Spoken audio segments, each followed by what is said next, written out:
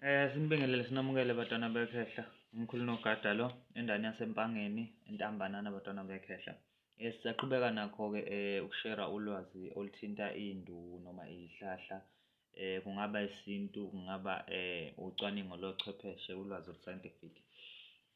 Okay, isihlahla esisiphethe-ke namhlanje isihlahla esaziwayo esikhona futhi la eMzansi okuyisihlahla sendabuko la e-South Africa, okuyisihlahla esisibiza umlahlankosi. Lesihlahla-ke sidume kakhulu-ke ngemfihlo yaso yokwazi ukuxhumana nemimoya nokwazi ukuvusa imimoya nokulahla imimoya. Lesi sihlahla sasitshalwa uma ngabe kade kufihlwe inkosi. Uma kusuke kufihlwe inkosi kwasuke kutshalwe lolu hlobo lwesihlahla phekwa lelo liba ngasekhanda lale ndoda eyayisuke iyinkosi uma kusuke kukhotheme inkosi. Ukumela leyo nkosi leyo ukuthi ingathwetshulwa, kungafiki abantu bokuganga bafike bagange ngalelo liba laleyo nkosi. So kwakusetshenziswa lo muthi lo. Lo muthi kwaZulu siwazi njengomuthi okwazi ukuqeda amathumba. Kuthathwa amalokhuzana, amakhasi akhona uma kusuke kudilwa namathumba. Uma usuke uney'nduna unesikhumba esinenkinga esingcolile, igazi lakho lingcolile, uyasebenza kakhulu lo shundo, ixolo lakhe leli, ixolo lomlahlankosi leli ngane zakwethu. Iphinde isebenze kulahla iy'chitho, kulahla izinto ezingcolo, izinto ezingamathunzi. Leyo indlela yesintu esiyisebenzisa uma sisuke sisebenzisa leli khambi leli noma lo muthi lo. Asiphinde sibheke scientifically ukuthi lo muthi usizana kanjani noma bathini ochwepheshe ngawo lo muthi, because akusizi ukuthi sigcine ngolwazi lwethu lwesintu kuphela. Kufuneka siphinde sibheke olunye ulwazi lochwepheshe ngoba bona bayakwazi ukuthi bay'hlaziye lezi zinto ngobuchwepheshe obuphezulu kakhulu. Ngifuna umlahlankosi la cause ziningi iy'hlahla esinazo la. Bathini-ke ochwepheshe ngomlahlankosi? Bathi amagxolo lawo namakhasi ayakwazi ukuvala isikhumba noma ukuvala amanxeba uma usuke ulimele noma ngabe mhlambe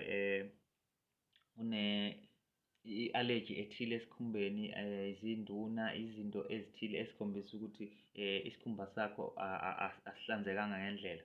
Uyasebenza kakhulu umlahlankosi ukusiza kuleso simo leso.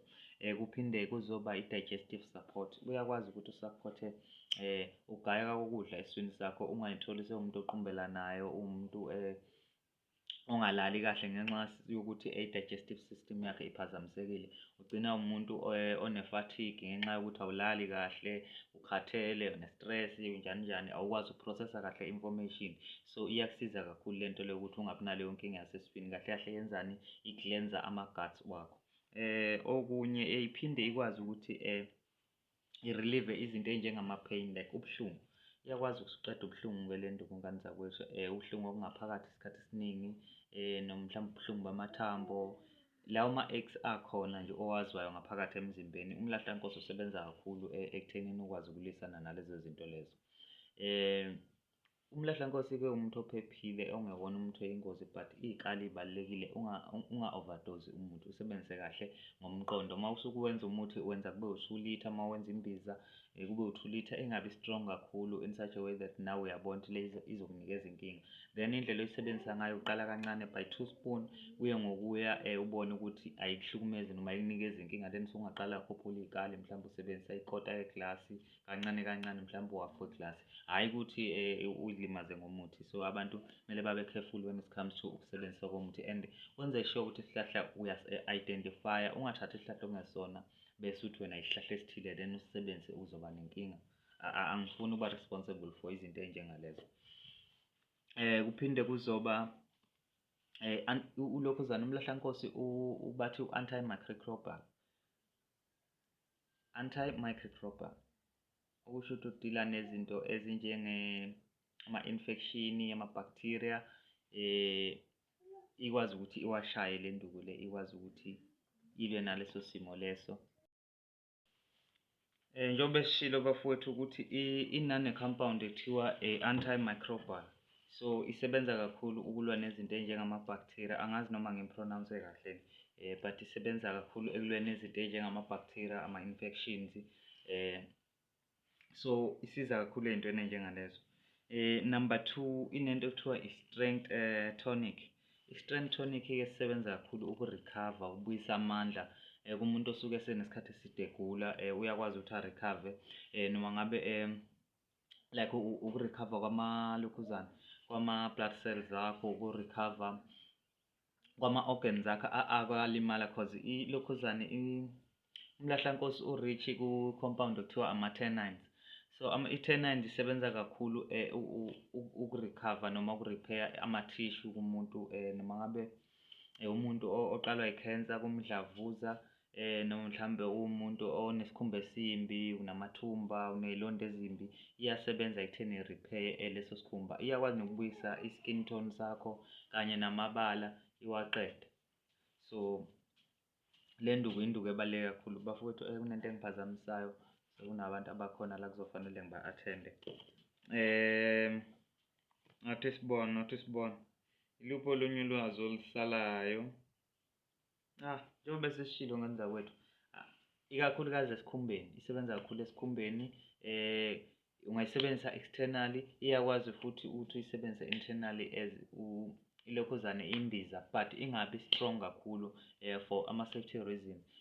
Abantu benze sure bakwethu ukuthi umuntu okhulelwe akasebenzisi imithi engikhuluma ngayo la, cause ayirecommend-iwe for umuntu okhulelwe cause isimo somuntu okhulelwe suke kuyisimo esibucayi, asifani nomuntu osuke evele ephila, because eminye yemithi ifike yenze ushintsho olukhulu emzimbeni womuntu solungalidela ekuthenini kugcine kuswelakala umntwana noma kuchitheke umntwana. For instance, if usebenzisa kakhulu umlahlankosi kanti unomntwana esiswini, umlahlankosi usebenza as i-cleanser kwesinye isikhathi, so uzosuke uremove izinto okungafanele ziphume, then uy'thole sewune-miscarriage, yayibo leyo nto leyo. So izinto ey'funa uqashelwa kufana nayo iy'nkomfe kanje, izinto ezisebenza nge-immune system cause naye umlahlankosi uyasebenza kakhulu nge-immune system yakho. So if izolokhuzana izophazamiseka, leyo nto leyo izonikeza i-growth yomntwana inkinga. So abantu babe cautious when it comes to umuthi, bangasebenzisi noma yimuphi umuthi, and u-understande kuqala umuthi, identify i-plant, ube sure ukuthi iyona, cause sekunanama-app akwazi uku-identify i-plant.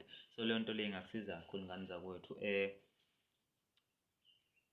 Kumuntu onamathumba, kumuntu onenkinga yesikhumba, kumuntu onenkinga yegazi lakhe elingaklinekile, hlala njalo mhlambe aphuma iy'londa ey'thile noma amashashaza athile noma unama-allergy athile, izomsiza le mpande.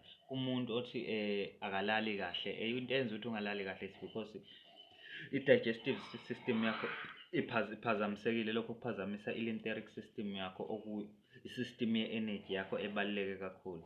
So ngane zakwethu namhlanje asiyibambe la, sizophinde sikhulume kwividiyo elandelayo. Umkhulu Nogada lo endaweni yasempangeni eNtambanana.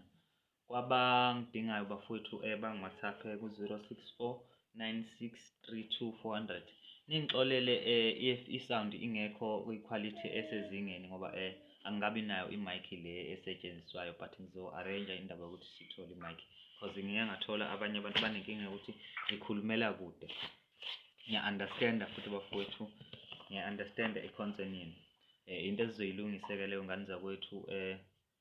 Kulaba abafisa ukwazi ukuthi umkhulu uyazenza nezinye izinto ezithinta ubunyanga, ngiyazenza nje ngane zakwethu. Uma kuthintwa izinto ezizekulapheni ngiyazenza. Into engathi angiyenzi isichitho-ke angisigayi ngane zakwethu, angisenzi isichitho, ngiyakwenza konke okubuhlungu. Zonke iy'nduku ezimbi ngiyakwazi ukuzenza, iy'nduku ezibuhlungu ngiyakwazi ukuzenza, but isichitho lutho angisenzi ngane zakwethu. Sithokoze umakhehleni.